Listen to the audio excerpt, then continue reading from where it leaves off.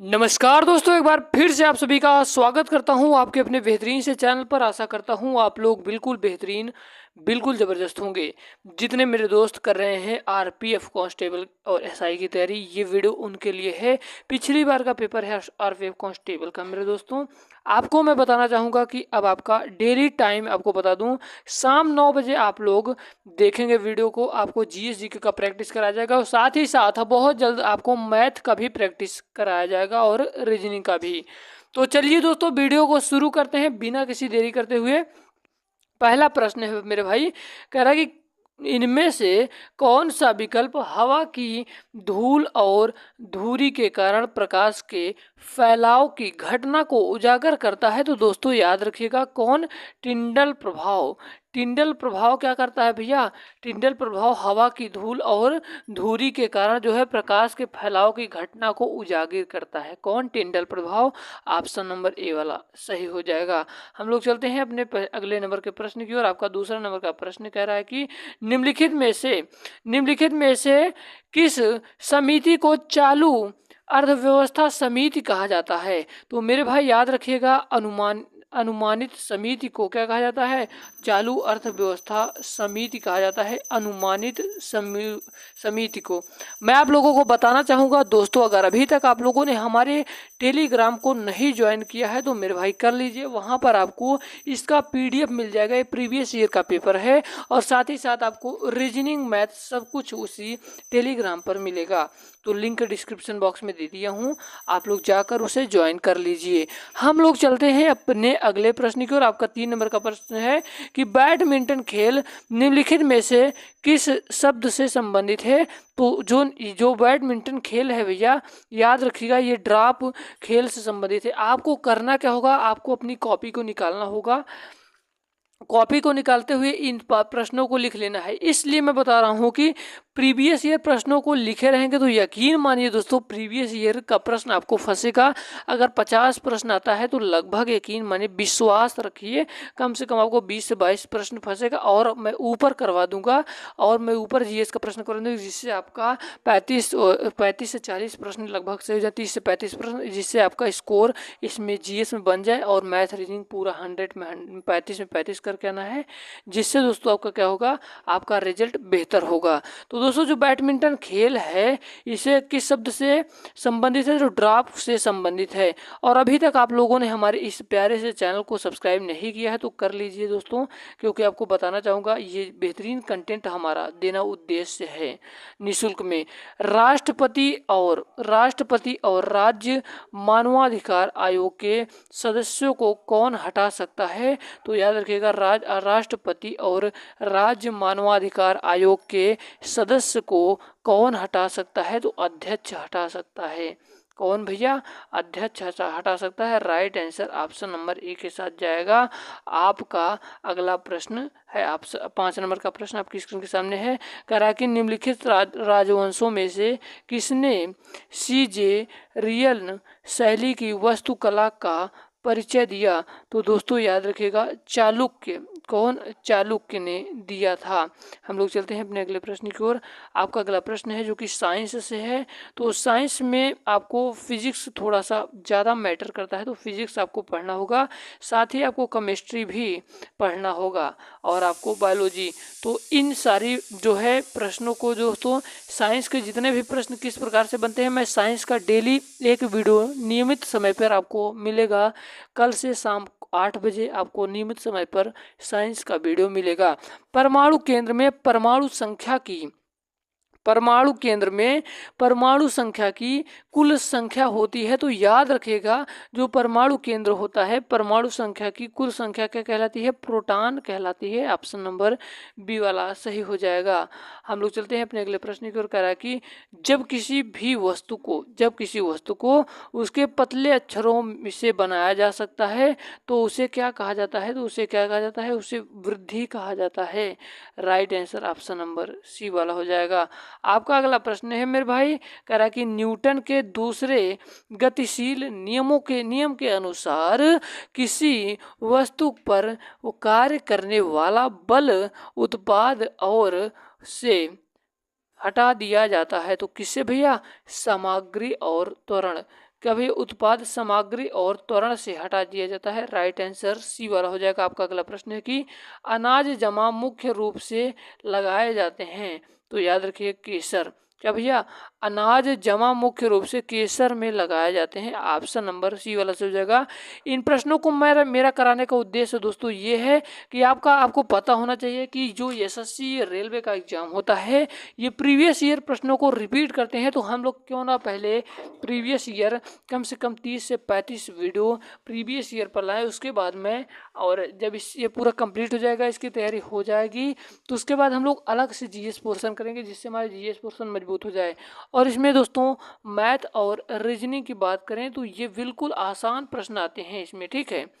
भारत के किस राज्य में जवानी और सेवारायण पहाड़ियाँ स्थित हैं? तो दोस्तों याद रखिएगा ये तमिलनाडु में स्थित हैं। तमिलनाडु में स्थित हैं। हम लोग चलते हैं अपने अगले प्रश्न की ओर। कह रहा है कि ध्वनि की गुणवत्ता इसके द्वारा निर्धारित की जाती है। तो याद रखिएगा किसके द्वारा की जाती है ध्वनि की गुणवत्ता? फ्रिक्वेंसी के द्वारा ध्वनि की गुणवत्ता को निर्धारित किया जाता है। ऑप्शन नंबर सी वाला करेक्ट हो जाएगा। आपका अगला प्रश्न है कि पाल साम्राज्य का संस्थापक कौन था? तो गोपाल था मेरे भाई, गोपाल था पाल वंश का संस्थापक। आपका अगला प्रश्न है कि कह रहा है कि ट्रॉफी के संबंध में एमबीवी शब्द का पूरा नाम क्या है? तो दोस्तों क्या पूरा नाम है? अधिकांश मूल्यवान खिलाड़ी इसका पूरा नाम है। हम लोग चलते हैं अपने अगले प्रश्न की ओर। आशा करता हूँ, उम्मीद करता हूँ मेरे बताए जा रहे प्रश्न आप सभी के बिल्कुल बेहतरीन ढंग से समझ पा रहा हूँ। बिल्कुल धीमा चल रहा हूँ इसलिए कि एक एक प्रश्न आप लोगों के लिए महत्वपूर्ण है। प्रीवियस ईयर प्रश्नों को हल्के में नहीं लेना है दोस्तों। मिलिंद पन्हा पाठ किससे संबंधित है? तो ये बौद्ध धर्म से संबंधित है। बौद्ध धर्म से संबंधित है। बौद्ध धर्म के संस्थापक कौन थे? तो गौतम बुद्ध थे। गौतम बुद्ध का बचपन का नाम सिद्धार्थ था, यानी कि महात्मा बुद्ध था। ठीक है। और दोस्तों ये इनकी शादी दोस्तों कितने उम्र में हुई थी? तो शायद 16 वर्ष में हो गई थी। और जस्ट उसके 12 वर्ष के बाद 28 वर्ष की उम्र में इनका एक बेटा राहुल होता है। उसके 1 वर्ष के बाद यानी कि 29 साल के जब ये थे तो उसमें इन्होंने अपने गृह को यानी कि घर को त्याग दिया था और संन्यास धारण कर लिया था। किसको? इन्होंने राजा होते हुए भी इन्होंने संन्यास धारण कर लिया था दोस्तों। उसके बाद ये तब से क्या कहलाए दोस्तों? भगवान कहने लगे जब से ये तपस्या पूरा कर लिए थे। कौन? महात्मा बुद्ध जी। हम लोग चलते हैं आगे दोस्तों। आपका अगला प्रश्न आपकी स्क्रीन के सामने है। इनमें से किसे भारत के नए समुद्र मिले? तो दोस्तों याद रखिएगा नए समुद्र मिले वास्को डिगामा को। आपका अगला प्रश्न है, कह रहा है कि हैंडबॉल के खेल क्षेत्र को कहा जाता है। तो क्या कहा जाता है? हैंडबॉल खेल के खेल क्षेत्र को कहा जाता है कोर्ट कहा जाता है। कोर्ट कहा जाता है मेरे भैया। आपका अगला प्रश्न है कि पशुपति किस काल से मनाया जाता है? तो जो पशुपति है ये हड़प्पा संस्कृति से मनाया जाता है। ऑप्शन नंबर डी वाला सही हो जाएगा। पेन कॉपी निकाल कर बैठिए।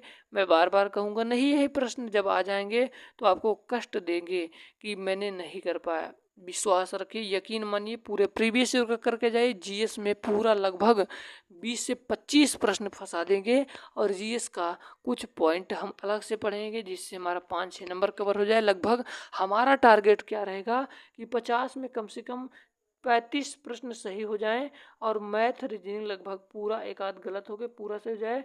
हमको 120 में कम से कम 105 102 तक टारगेट करना है। यहीं से आपका सिलेक्शन होगा। बातों को सुनिएगा ध्यान से, मेरिट में नाम आएगा। निम्न में से कौन सी एक हवादार बीमारी है? तो शासन भैया याद रखिए। हवादार जो बीमारी कितनी हवा लग गया है तो ये शासन है, ना कि पटकी है और ना ही हेपेटाइट्स है और ना ही टाइफाइड बीमारी है। टाइफाइड बुखार होता है एक। अगला प्रश्न है मेरे भैया कि निम्नलिखित में से कौन तारा आपके सबसे करीब है? तो कौन तारा है? तो पाकिस्मा सेंटोरी तारा जो है ये सबसे क्या है, सबसे करीब में है। हमारा और आपका अगला प्रश्न मेरे प्यारे प्यारे विद्यार्थी, अगला प्रश्न आपकी स्क्रीन के सामने कि सार्वजनिक संपत्ति स्रोतों के अतिप्रयोग को क्या कहा जाता है? तो सार्वजनिक लक्षणों की क्या कहा जाता है? त्रासदी, त्रासदी कहा जाता है। ऑप्शन नंबर बी वाला सही हो जाएगा। आपका अगला प्रश्न आपकी स्क्रीन के सामने कह रहा है कि संसद के संयुक्त सत्र का संचालन करने के लिए अध्यक्ष के रूप में अनुपस्थित रहते हुए सत्र का संयोजक कौन होता है? तो लोकसभा उपाध्यक्ष होता है। हमारा और आपका अगला प्रश्न है, कह रहा है कि पैरालंपिक में स्वर्ण पदक जीतने वाले पहले भारतीय कौन थे? तो मरियप्पन थंगवेले, थंगवेले। हम लोग चलते हैं अपने अगले प्रश्न की ओर। आपका अगला प्रश्न है विभाजन में जन कोशिकाओं की तैयारी के लिए एक मूल कोशिका में विभाजित किया जाता है, उसका नाम दो समान, क्या भैया? दो समान। और कोशिका की बात करें तो कोशिका की खोज किसने किया था? तो सन 1665 ईस्वी में रॉबर्ट हुक नामक वैज्ञानिक ने किया था। रॉबर्ट हुक ने किया था, परंतु इन्होंने मृत कोशिकाओं की खोज किया था और साथ ही साथ जीवित कोशिकाओं की खोज एंटोनी वान ल्यूवेनहॉक ने जीवित कोशिकाओं की खोज किया था। जीवित कोशिकाओं की खोज किया था। कोशिका को इंग्लिश में सेल कहा जाता है, ठीक है। और लाइसोसोम की कोशिका की क्या कहते हैं, आत्महत्या की थैली। पूछा गया प्रश्न है कि आत्महत्या की थैली किसे कहा जाता है? तो लाइसोसोम को कहा जाता है। हम लोग चलते हैं अपने, और प्रोटीन की फैक्ट्री राइबोसोम को कहा जाता है। ये सारे महत्वपूर्ण है। नाट्य शास्त्र के लेखक कौन है? तो भरत मुनि नाट्य शास्त्र के लेखक हैं। आपका अगला प्रश्न है कि कौन सा अंतर राज्य परिषद मंत्रालय के अंतर्गत आता है? तो गृह मंत्रालय। थाल घाट मुंबई और को जोड़ता है तो नासिक को। जो थाल घाट है मुंबई और नासिक को, यहाँ पर क्या होगा? नासिक को जोड़ता है। आपका नेक्स्ट प्रश्न है, कह रहा है कि निम्नलिखित में से कौन क्रिकेट विश्व कप से संबंध नहीं है? तो कलिंग कप ये विश्व कप से संबंधित नहीं है। बाकी Irani cup, Ranji trophy, Deoghar trophy, ये सारे क्रिकेट विश्व कप से संबंध रखते हैं, कि ताल्लुक रखते हैं। अगला प्रश्न है कि पुरुषों में कौन से सेक्स जीन मौजूद होते हैं? तो कौन से? यक्स वाई होते हैं। और यक्स की बात किया जाए तो ये महिलाओं में होते हैं। हम लोग चलते हैं अपने अगले प्रश्न की ओर। भारत, बेल्जियम और स्पेन में किस प्रकार के संघीय अभ्यास का उपयोग किया जाता है? तो संघीय रूप से प्रशासित विधि। हमारा अगला प्रश्न है कि निम्नलिखित में से कौन सा शहर पाटलिपुत्र में स्थापित किया गया है? तो इसके विपरीत इसका राइट आंसर हो जाएगा दोस्तों अशोक दिया है, इसके विपरीत हो जाएगा इसका राइट आंसर दशरथ चंद्रगुप्त मौर्य। तो इसके विपरीत पाटलिपुत्र। हम लोग चलते हैं अपने अगले प्रश्न की ओर। भारत की आकस्मिक निधि किस अनुच्छेद के तहत आती है? तो अनुच्छेद 267 के तहत आती है। आपका अगला प्रश्न है कि नाइजर और जिम्बाब्वे में इनमें से कौन सा द्वीप है? तो अफ्रीका महाद्वीप है। आपका अगला प्रश्न है कि राज्य मानवाधिकार आयोग का अध्यक्ष है तो कौन है? उच्च न्यायालय के सेवानिवृत्त मुख्य न्यायाधीश। दोस्तों हर प्रश्न विश्वसनीय है, आपकी बार याद रखिए ना। निम्नलिखित में से कौन अंतिम मौर्य राजा था? तो ग्रेटर था अंतिम मौर्य राजा। ये सारी बातें याद रखना। निम्नलिखित में से कौन एक नदी बंदर है? तो याद रखना कोलकाता है।